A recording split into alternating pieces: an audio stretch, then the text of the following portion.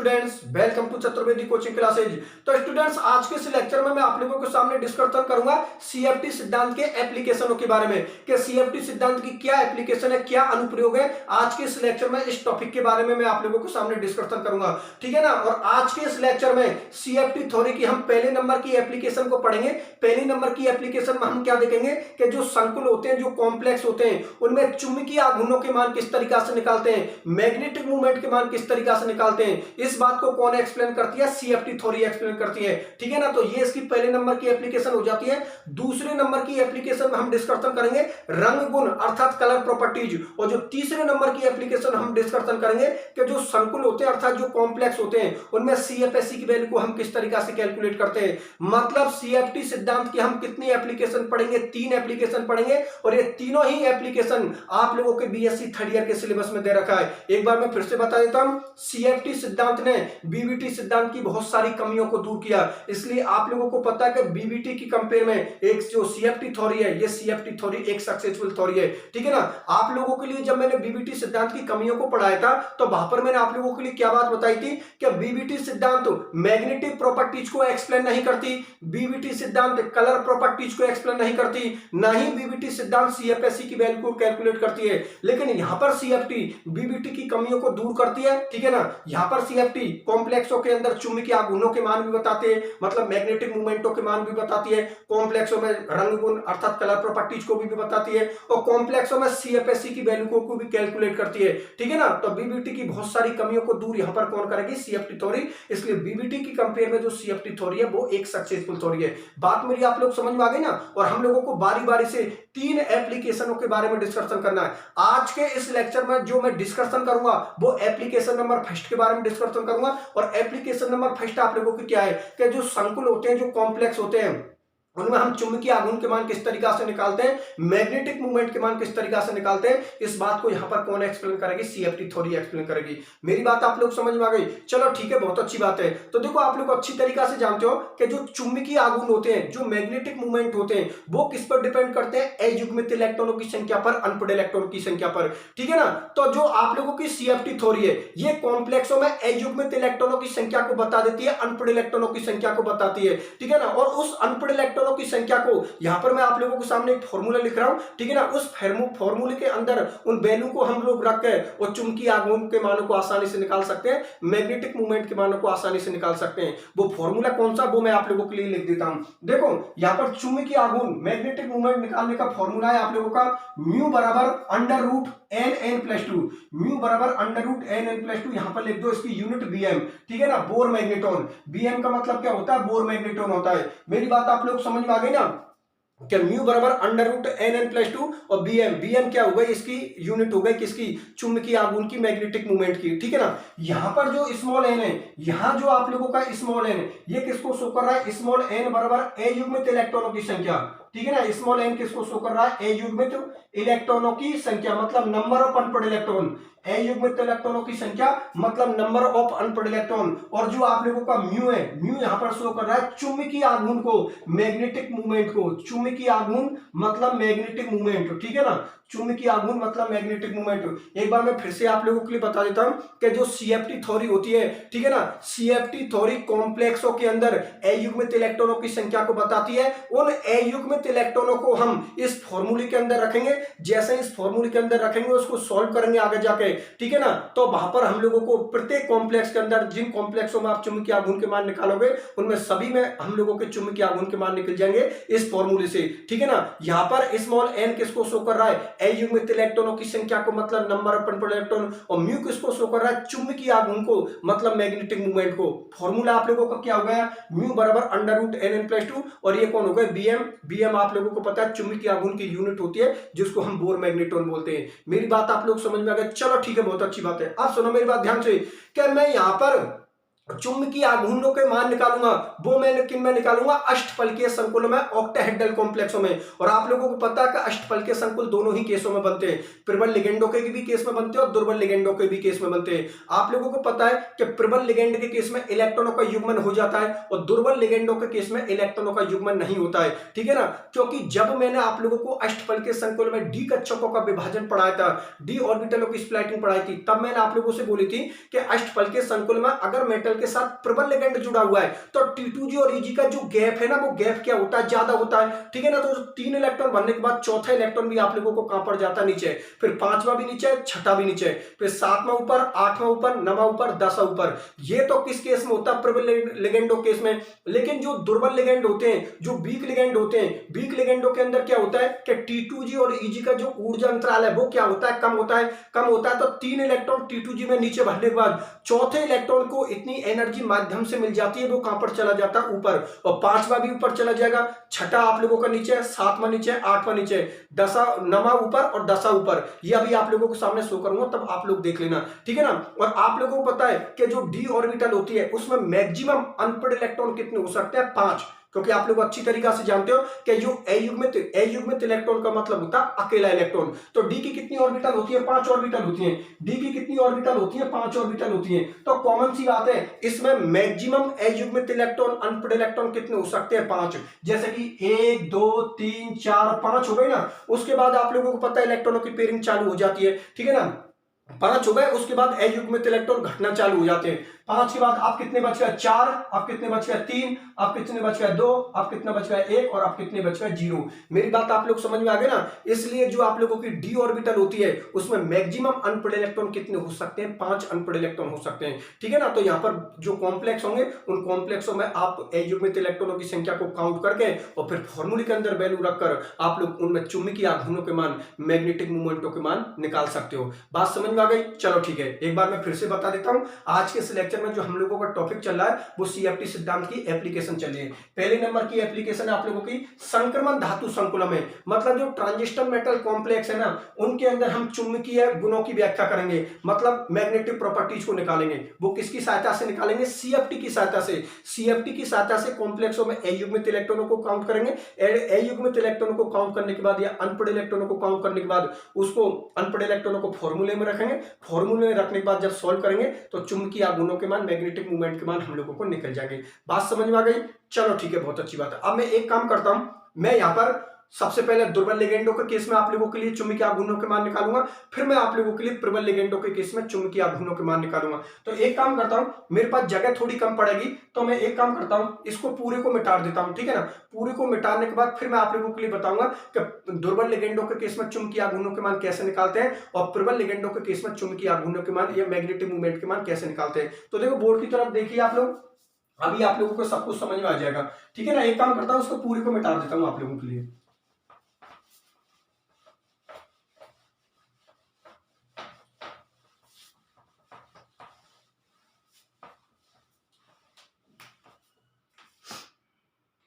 तो देखो मैं यहाँ पर स्मॉल ए हेडिंग ले लेता हूं, पहले दुर्बल लिगेंडों की बात करेंगे, फिर किसकी बात करेंगे, प्रबल लिगेंडों की। तो यहाँ पर लिख देता हूं दुर्बल लिगेंड क्षेत्र में, दुर्बल लिगेंड क्षेत्र में, दुर्बल लिगेंड क्षेत्र में, ठीक है ना, मतलब वीक लिगेंड फील्ड में, दुर्बल लिगेंड क्षेत्र में, अष्टफलकीय संकुलों में, अष्टफलकीय मतलब ऑक्टाहेड्रल कॉम्प्लेक्स, अष्टफलकीय संकुलों में, अष्टफलकीय संकुलों में, अष्टफलकीय संकुलों में चुंबकीय आघूर्णों के मान, चुंबकीय आघूर्ण, मैग्नेटिक मूवमेंट, चुंबकीय आघूर्णों के, चुंबकीय आघूर्णों के मान, ठीक है ना। चुंबकीय आघूर्णों के मान हम किस तरीका से निकालते हैं या मैग्नेटिक मूवमेंट हम किस तरीका से निकालते हैं। तो देखो अभी एक बार मैं फिर से फॉर्मूले को लिख देता हूं। फॉर्मूला आप लोगों का ये है, म्यू बराबर under root n n plus 2, mu बराबर under root n n plus 2, और ये कौन हो गया आप लोगों का, बीएम हो गया, अर्थात बोर मैग्नेट्रॉन हो गया। यहां पर आप लोगों का जो म्यू है, म्यू यहां पर किसको शो कर रहा है, चुंबकीय आघूर्ण को। म्यू यहां पर किसको शो कर रहा है, चुंबकीय आघूर्ण मतलब मैग्नेटिक मूवमेंट को, चुंबकीय आघूर्ण मतलब मैग्नेटिक मूवमेंट को। और स्मॉल एन यहां पर किसको शो कर रहा है, अयुग्मित इलेक्ट्रॉनों की संख्या, अयुग्मित इलेक्ट्रॉनों की संख्या, अयुग्मित इलेक्ट्रॉनों की संख्या मतलब नंबर ऑफ अनपेड इलेक्ट्रॉन। और अयुग्मित इलेक्ट्रॉन आप लोगों के लिए बता दिए कि अगर एक ऑर्बिटल में एक ही इलेक्ट्रॉन प्रेजेंट है, तो वो इलेक्ट्रॉन कौन तो वो होता है आप लोगों का अयुग्मित इलेक्ट्रॉन, मतलब अनपढ़ इलेक्ट्रॉन। चलो ठीक है, बहुत अच्छी बात है। अब सुनो मेरी बात ध्यान से, क्या कॉम्प्लेक्स आप लोगों का कौन है, अष्टफलकीय है, ऑक्टाहेड्रल, ठीक है ना। केस कौन सा है, दुर्बल लिगेंड का, वीक लिगेंड का केस है। तो वीक लिगेंड के अंदर क्या होता है, क्या आप लोगों को पता है, जो T2G ऑर्बिटल और जो EG ऑर्बिटल होती है ना, ये तो आप लोगों की कौन सी होती है, T2G ऑर्बिटल मतलब T2G कक्षक, और ये कौन होती है आप लोगों की EG कक्षक मतलब EG ऑर्बिटल, ठीक है ना। तो इनका जो ऊर्जा अंतराल होता है, एनर्जी डिफरेंस होता है, ये एनर्जी डिफरेंस क्या होता है, कम होता है, क्योंकि आप लोगों को पता है कि जो दुर्बल लिगेंड होता है, वीक लिगेंड होता है, वो मेटल की 5d ऑर्बिटल को दुर्बल टक्कर मारेगा, वीक टक्कर मारेगा। तो जो T2G और EG का जो ऊर्जा अंतराल है, एनर्जी डिफरेंस है, ये क्या रहेगा आप लोगों का, कम। चलो ठीक है, अब मैं आप लोगों के लिए प्रत्येक इलेक्ट्रॉन के केस में मैं चुंबकीय आघूर्णों के मान निकालता हूं। देखो आप लोगों को पता है कि डी के अंदर हम इलेक्ट्रॉन कितने भर सकते हैं, 10 इलेक्ट्रॉन भर सकते हैं। बिल्कुल सही बात है भाई, डी ऑर्बिटल में हम कितने इलेक्ट्रॉन भर सकते हैं, 10। जैसे कि एस में हम 2 इलेक्ट्रॉन भर सकते हैं, पी में हम 6 इलेक्ट्रॉन भर सकते हैं, डी में हम 10 इलेक्ट्रॉन भर सकते हैं, और एफ में हम कितने इलेक्ट्रॉन भर सकते हैं, 14 इलेक्ट्रॉन भर सकते हैं। लेकिन बात यहाँ पर किन की हो रही है, संक्रमण धातुओं की, ट्रांजिस्टर मेटलों की, ठीक है ना। ज्यादातर उनको डी ब्लॉक के एलिमेंट बनाते हैं। बात आप लोग समझ में आ गई, तो हम डी की ही बात करेंगे यहाँ पर, ठीक है ना। क्योंकि जो स्प्लाइटिंग हो रही है, ठीक है ना, ये विभाजन हो रहा है, कौन सी ऑर्बिटल को हो रहा है, डी ऑर्बिटल का। क्योंकि डी की कितनी ऑर्बिटल होती है, 5 ऑर्बिटल होती है, 3 आप लोगों की T2G की होती है, 2 आप लोगों की EG की होती है। मेरी बात आप लोग समझ में आ गए, चलो ठीक है, बहुत अच्छी बात है। तो मैं प्रत्येक इलेक्ट्रॉन के केस में चुंबकीय आघूर्णों के मान निकालता हूं। तो देखो सबसे पहले मैं यहां पर किसका निकालता हूं, D1 का, ठीक है ना, D1 का निकालता हूं, ठीक है ना। और केस कौन सा चल रहा है, दुर्बल लिगेंड का मतलब वीक लिगेंड का। इसका मतलब आप लोगों का पहला इलेक्ट्रॉन यहां पर आ गया, ठीक है ना, पहला इलेक्ट्रॉन आप लोगों ने यहां पर भर दिया। एक आप लोगों के पास में अनपढ़ इलेक्ट्रॉन हो गया। एक बार फिर से समझ लेना, केस किसका चल रहा है, दुर्बल लिगेंडों का, वीक लिगेंड का, ठीक है ना। और मैं D1 जो आप लोगों का D1 विन्यास है, उसके लिए मैं आप लोगों के लिए चुंबकीय आघूर्णों के मान निकाल रहा हूं, मैग्नेटिक मूवमेंट के मान निकाल रहा हूं। तो कोई दिक्कत नहीं है, फॉर्मूले के अंदर वैल्यू रख दो। फॉर्मूले के अंदर आप जब वैल्यू रखोगे तो यहां पर रख दो म्यू बराबर, ठीक है ना, म्यू बराबर अंडर रूट। अब आपको पता है एन किसको शो कर रहा है, अनपढ़ इलेक्ट्रॉन को, अयुग्मित इलेक्ट्रॉन को। तो अनपढ़ इलेक्ट्रॉन आप लोगों के पास में कितना है, 1। तो फॉर्मूले में वैल्यू रख दो 1, यहां पर भी कितना लिख दो 1, यहां पर 2, ठीक है ना, पीछे क्या लगा दो, BM लगा दो। अब सुनो मेरी बात ध्यान से, यहां पर म्यू बराबर क्या हो गया आप लोगों का, ये कितने हो गए आप लोगों के 3 को मल्टीप्लाई 1 से करोगे तो यहां पर आप लोगों का कितना आएगा, अंडर रूट 3। और अंडर रूट 3 के लिए जो वैल्यू होती है म्यू की, वो कितनी होती है, 1.73 BM, ठीक है ना, कितनी होती है, 1.73 BM। इसका मतलब ये निकला कि किसी भी कॉम्प्लेक्स में अगर एक अनपढ़ इलेक्ट्रॉन हुआ तो उसके लिए मैग्नेटिक मूवमेंट के मान निकलते हैं, चुंबकीय आघूर्ण के जो मान निकलते हैं वो कितने निकलते हैं, 1.73। मेरी बात आप लोग समझ में आ गए, चलो ठीक है, बहुत अच्छी बात है। ये तो कौन सा केस हो गया, D1 इलेक्ट्रॉन विन्यास का। अब मैं किसका ले लेता हूं, D2 इलेक्ट्रॉन विन्यास का, D2 विन्यास का ले लेता हूं, ठीक है ना, किसका ले लेता हूं, D2 विन्यास का। तो देखो एक इलेक्ट्रॉन आप यहां पर भर दो। अब आपके पास में अनपढ़ इलेक्ट्रॉन कितने हो गए, 2। अरे सही है ना, अनपढ़ इलेक्ट्रॉन कितने हो गए, 2। तो फॉर्मूले के अंदर वैल्यू रख दो। यहां पर आप लोग क्या लिख दो, यहां पर भी आप लोग 2 लिख दो, और यहां पर भी आप लोग कितना लिख दो, 2 लिख दो। तो 2 और 2 कितने होते हैं, 4, और 4 और 4 कितने, 4 दूना के कितने होते हैं, 8 होते हैं। तो यहां पर 8 लिख दो। अब सुनो मेरी बात ध्यान से, क्या अंडर रूट 8 की वैल्यू होती है, वो कितनी होती है, 2.82। तो मैं यहां पे लिख देता हूं आप लोगों के लिए 2.82, ठीक है ना। यहां पर क्या लिख देता हूं मैं आप लोगों के लिए 2.82, और BM आप लोगों की बोर मैग्नेटॉन, चुंबकीय आघूर्ण की क्या हो गई, यूनिट हो गई, मैग्नेटिक मूवमेंट की यूनिट हो गई। चलो ठीक है, ये आप लोगों के 2.82 कितने अनपढ़ इलेक्ट्रॉनों के लिए निकला है, 2 अनपढ़ इलेक्ट्रॉनों के लिए। इसलिए किसी भी कॉम्प्लेक्स में अगर 2 अनपढ़ इलेक्ट्रॉन हुए तो CFT थ्योरी के अकॉर्डिंग उसके लिए म्यू के मान कितने निकलेंगे, 2.82 BM बोर मैग्नेटॉन। बात समझ में आ गई, चलो ठीक है। अब मैं 3 जो D3 विन्यास है उसके बारे में डिस्कशन करता हूं। तो देखो D3 विन्यास में आप लोगों के यहाँ पर इलेक्ट्रॉन कितने हो जाएंगे, 3 इलेक्ट्रॉन हो जाएंगे। फॉर्मूले के अंदर आप लोग वैल्यू रख दो। तो यहाँ पर आप लोगों को कितना आ जाएगा, यहाँ पर आप लोग कितना लिख दो, 3 लिख दो, और यहाँ पर भी आप लोग कितना लिख दो, 3 लिख दो, ठीक है ना। तो 3 और 2 कितने होते हैं, 5, मल्टीप्लाई कर दो आप लोग 3 से। तो यहाँ पर कितना आ जाएगा, 15 आ जाएगा, ठीक है ना, यहाँ पर 15 आ जाएगा। और जो म्यू का मान आएगा अंडर रूट 15 के लिए म्यू का मान होता है आप लोगों का 3.87 BM, ठीक है ना। इसका मतलब ये निकला कि किसी भी कॉम्प्लेक्स में अगर 3 अनपढ़ इलेक्ट्रॉन हुए, 3 अयुग्मित इलेक्ट्रॉन हुए, तो उसके लिए म्यू का मान आएगा 3.87। बात मेरी आप लोग समझ में आ गई, बाकी आप सॉल्व करके देख लेना। चलो ठीक है, अब किसके हो गए, D3 विन्यास का हो गया। चलो ठीक है, अब हम डिस्कशन करेंगे D4 विन्यास की, ठीक है ना। अब हम डिस्कशन किसका करेंगे, D4 विन्यास की। तो आप लोगों को पता है कि केस किसका चल रहा है, दुर्बल लिगेंड का, वीक लिगेंड का। इसका मतलब चौथा इलेक्ट्रॉन हमारा कहां पर जाएगा, ऊपर जाएगा। तो चौथा इलेक्ट्रॉन जैसे ही ऊपर गया हमारा, तो अब हम लोगों के पास में अयुग्मित इलेक्ट्रॉन, अनपढ़ इलेक्ट्रॉन कितने हो गए, 4 हो गए। 4 अनपढ़ इलेक्ट्रॉन हो गए, तो फॉर्मूले में वैल्यू रख दो। यहां पर भी आप लोग कितना लिख दो, 4 लिख दो, ठीक है ना। और यहां पर भी क्या लिख दो, 4। 4 और 2 कितने होते हैं, 6, मल्टीप्लाई कर दो 4 से, ठीक है ना। तो ये कितने हो गए आप लोगों को, 24 हो गए, ठीक है ना। और 24 √24 के लिए जो मान होता है वो होता है 4.89, ठीक है ना। कितना होता है, 4.89 Bm, मतलब बोर मैग्नेट्रॉन। मेरी बात आप लोगों को अच्छी तरीके से समझ में आ गई ना।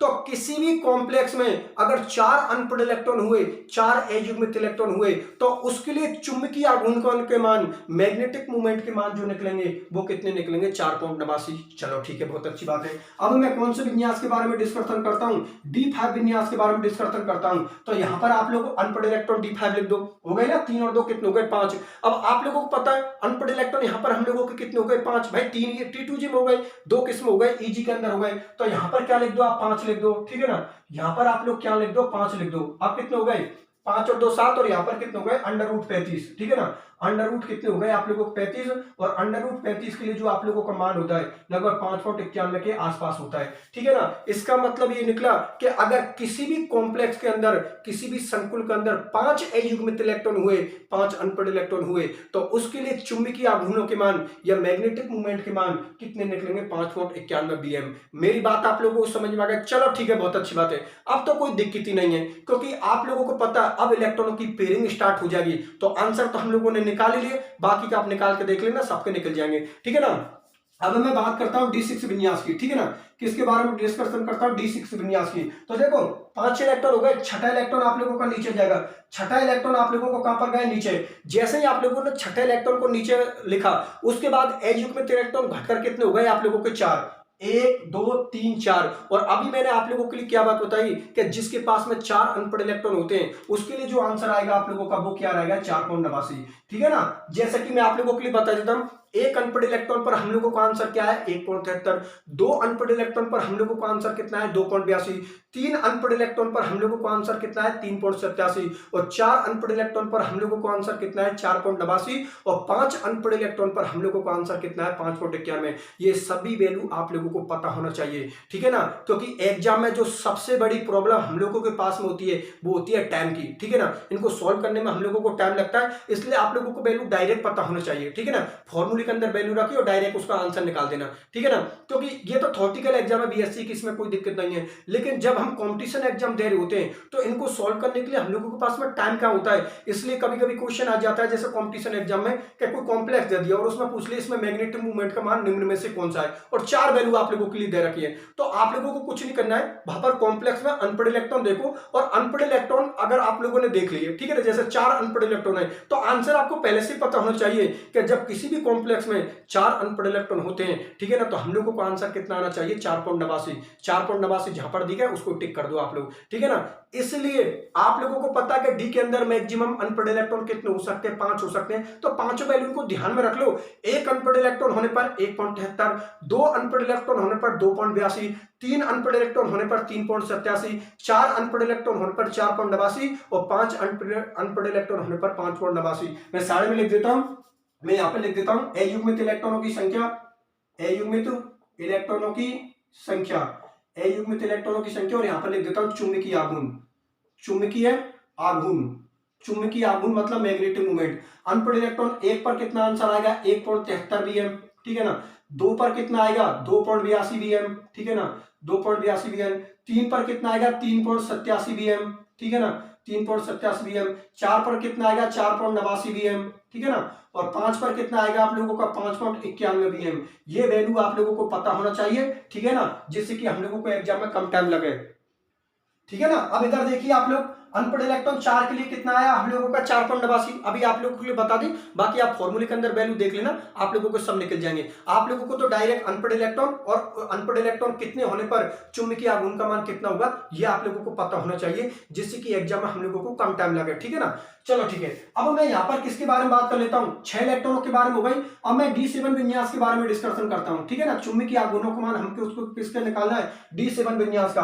तो देखो 6 इलेक्ट्रॉन और ये कितने इलेक्ट्रॉन हो गए आप लोगों के 7 इलेक्ट्रॉन। 7 इलेक्ट्रॉन भरते ही अयुग्मित इलेक्ट्रॉनों की संख्या कितनी हो गई 3, 1 2 3। और अभी आप लोगों के लिए बताई थी कि जब अनपढ़ इलेक्ट्रॉन आप लोगों के 3 हुए तो आप लोगों का आंसर कितना आएगा 3.87। बात मेरी आप लोग समझ में आ गई ना, ये रही अनपढ़ इलेक्ट्रॉन 3 होने पर आंसर कितना आएगा 3.87। चलो ठीक है, अब मैं किसकी बात करता हूं, D8 विन्यास की बात करता हूं, ठीक है ना, किसकी बात करता हूं D8 विन्यास की। ये लो मैंने कितने इलेक्ट्रॉन भर दिए, 8 इलेक्ट्रॉन भर दिए। 8 इलेक्ट्रॉन भरते ही आपके पास में अनपढ़ इलेक्ट्रॉन कितने हो गए आप लोगों के 2, ठीक है ना। और अनपढ़ इलेक्ट्रॉन 2 होने पर जो हम लोगों का आंसर आएगा वो कितना आएगा 2.82 आएगा। बात मेरी आप लोग समझ में आ गई। चलो ठीक है, अब मैं डिस्कशन करता हूं D9 विन्यास की, ठीक है ना।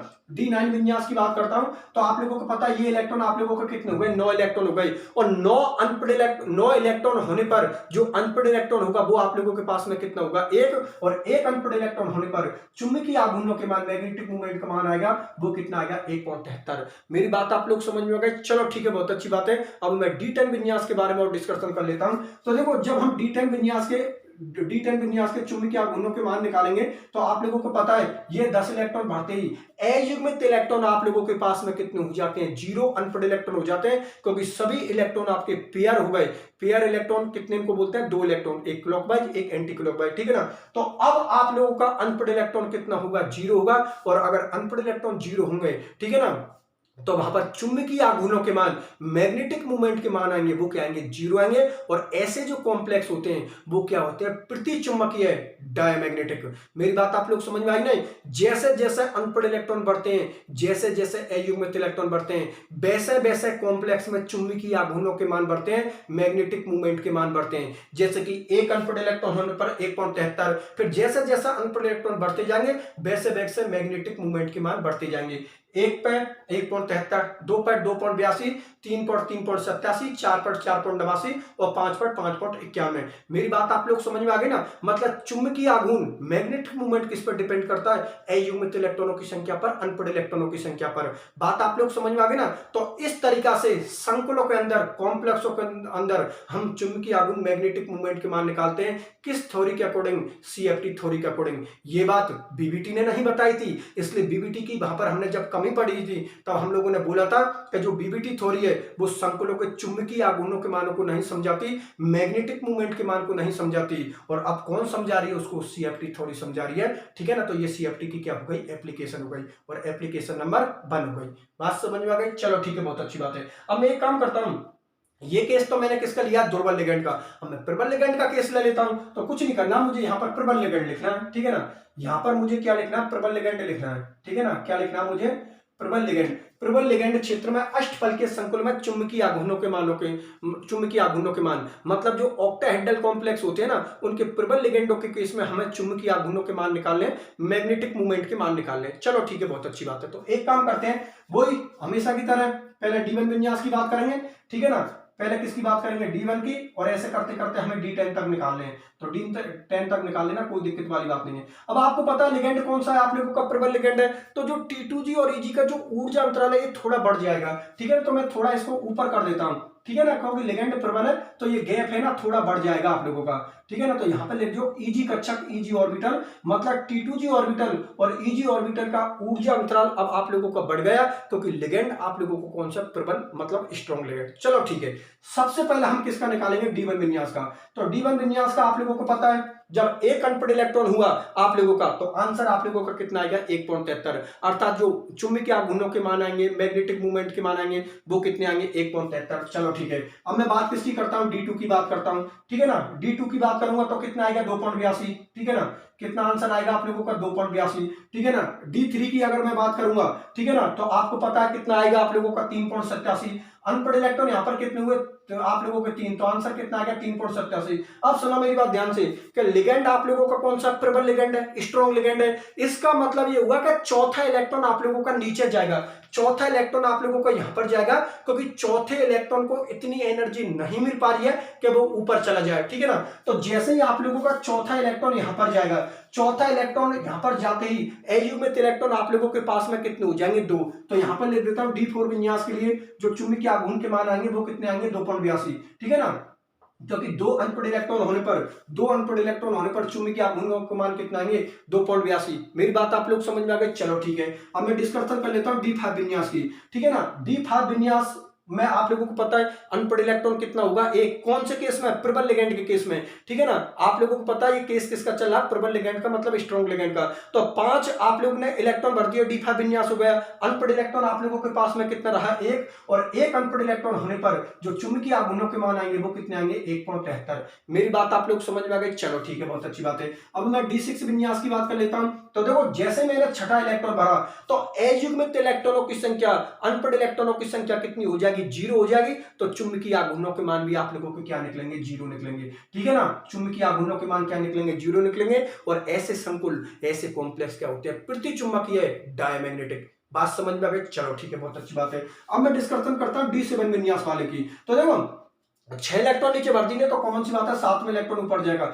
जैसे ही आप लोगों ने 7वां इलेक्ट्रॉन ऊपर भरा तो अयुग्मित इलेक्ट्रॉन आप लोगों के पास में कितना हुआ है, एक का भी हम लोगों ने बताया कितना होता है, 1.73। चलो ठीक है, अब मैं बात करता हूं D8 की, ठीक है ना। D8 में आपको पता है अयुग्मित इलेक्ट्रॉन कितने हुए, 2। तो आप लोगों का चुंबकीय आघूर्णों का मान कितना आएगा, 2.82। चलो ठीक है ना। अब मैं D9 विन्यास की बात करता हूं, किसकी बात करता हूं, D9 विन्यास की। ये लो 9वां इलेक्ट्रॉन मैंने आप लोगों के लिए यहां पर भर दिया। तो अयुग्मित इलेक्ट्रॉन आप लोगों के पास में कितना रहा, एक अयुग्मित इलेक्ट्रॉन रहा। और एक अयुग्मित इलेक्ट्रॉन के लिए चुंबकीय आघूर्णों के मान कितने आएंगे, 1.73 आएंगे। चलो ठीक है, अब मैं किसके बारे में डिस्कस कर लेता हूं, D10 विन्यास की बात कर लेता हूं। तो जैसे मैंने 10 इलेक्ट्रॉन भरे, 10 इलेक्ट्रॉन भरते ही पूरे इलेक्ट्रॉन आपके पेयर्ड हो गए।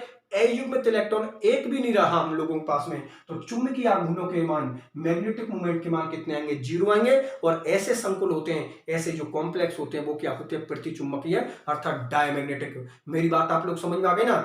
तो अष्टफलकीय संकुल प्रबल लिगेंडों के केस में और दुर्बल लिगेंडों के केस में जो उनके चुंबकीय आघूर्णों के मान आते हैं, मैग्नेटिक मोमेंटों के मान आते हैं, वो सभी मैंने आप लोगों को सामने कैलकुलेट करके बता दिए। ये बात किसने बताई थी, CFT थ्योरी ने, ठीक है ना। CFT थ्योरी ने क्या बात बोली थी कि जो कॉम्प्लेक्स होते हैं ना, जो संकुल, उसमें आप अयुग्मित इलेक्ट्रॉन निकाल दो, दोनों ही केसों में, प्रबल लिगेंड के केस में और दुर्बल लिगेंड के केस में। क्योंकि ये जो प्रबल लिगेंड और दुर्बल लिगेंड का जो ऊर्जा अंतराल है, ये BBT ने एक्सप्लेन नहीं किया, ये किसने एक्सप्लेन किया था, CFT ने। तभी तो आप लोगों ने पढ़ा था कि जो CFT थ्योरी है वो अष्टफलकीय संकुलों में D कक्षकों के विभाजन को समझाती है, चतुष्फलकीय संकुलों में D कक्षकों के विभाजन को समझाती है, और वर्गाकार समतलीय संकुल, स्क्वायर प्लेनर कॉम्प्लेक्सों में भी D कक्षकों के विभाजन को समझाती है। जिन लेक्चरों को मैं ले चुका हूं, ठीक है ना, वो लेक्चर आपने अच्छी तरीके से क्लियर कर लिए होंगे। इन सभी चीजों को कौन एक्सप्लेन करती है, CFT थ्योरी एक्सप्लेन करती है। इसको कौन नहीं बताती, BBT थ्योरी नहीं बताती। बात समझ में आ गई ना। तो इस तरीका से CFT थ्योरी बताती है कि कॉम्प्लेक्स में आप अनप्रॉड इलेक्ट्रॉन निकाल लो, जैसे ही अनप्रॉड इलेक्ट्रॉन निकल जाएंगे दोनों ही केसों में, प्रबल लिगेंड के केस में और दुर्बल लिगेंड के केस में। अनप्रॉड इलेक्ट्रॉन निकलने के बाद एक फॉर्मूला है आप लोगों का, म्यू बराबर √NN+2। यहाँ पर n किसको शो करता है, नंबर ऑफ अनप्रॉड इलेक्ट्रॉन, मतलब अयुग्मित इलेक्ट्रॉनों की संख्या। और म्यू किसको शो करता है, चुंबकीय आघूर्ण, मैग्नेटिक मोमेंट। मेरी बात आप लोगों को समझ में आई या नहीं आई। और इसी के साथ आप लोगों की एप्लीकेशन नंबर फर्स्ट क्लियर, ठीक है ना। एप्लीकेशन नंबर फर्स्ट आप लोगों की कौन सी है, क्या जो संक्रमण धातु होते हैं, ट्रांजिस्टर मेटल कॉम्प्लेक्स होते हैं, ठीक है ना, उनमें चुंबकीय आघूर्णों के मान हम किस तरीके से निकालते हैं, ये बात किसने बताई थी, CFT थ्योरी ने। बात मेरी आप लोग समझ में आ गए, चलो ठीक है, बहुत अच्छी बात है। तो आज के लेक्चर को तो मैं यहीं तक रखूंगा। अगले लेक्चर में मैं CFT थ्योरी की दूसरे नंबर की एप्लीकेशन के बारे में डिस्कशन करूंगा। और जो दूसरे नंबर की एप्लीकेशन है वो है रंग गुण, कलर प्रॉपर्टीज। और इसको CFT बहुत अच्छी तरीका से एक्सप्लेन करेगी। BBT की ये कमी रही थी, BBT कलर प्रॉपर्टीज को एक्सप्लेन नहीं करती, ठीक है ना। तो अब जो एप्लीकेशन नंबर 2 होगी, ठीक है ना, उसमें हम रंग गुण, कलर प्रॉपर्टीज पढ़ेंगे, जिसको कौन एक्सप्लेन करती है, CFT थ्योरी एक्सप्लेन करते हैं। ठीक है स्टूडेंट्स, फिर आज के लेक्चर को मैं यहीं तक रखता हूं, मिलते हैं अगले लेक्चर में। धन्यवाद।